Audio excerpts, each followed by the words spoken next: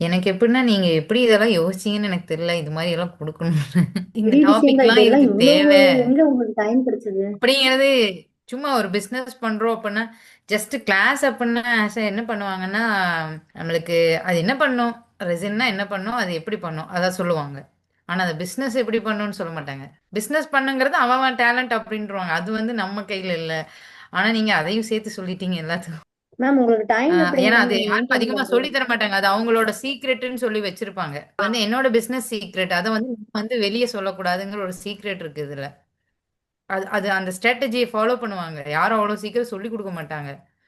அ ஆனா இதே சொல்லிக் குடுப்பாங்க. ரெசின் ஆர்ட்ல அந்த அந்த இனிமே எதுவுமே இப்படி இருக்கா? அந்த ஒரு சில டெக்னிக்ஸ் வந்து நம்ம வந்து அவங்க கிட்ட தான் புஷ் பண்ற மாரி இருக்கும். என்னோட இதுல வயசே நான் பார்த்துருக்கேன். இது என்ன ஆனாலும் நம்ம தான் குட்டி கரணம் போட்டு கத்துக்கிற மாரி இருக்குமே ஒழிய, நம்மளுக்கு சொல்லி தர மாட்டாங்க. அந்த மாரி இருக்கும். ஆனா நீங்க அப்படி இல்ல. எது கேட்டாலும் சொல்லிடுறீங்க.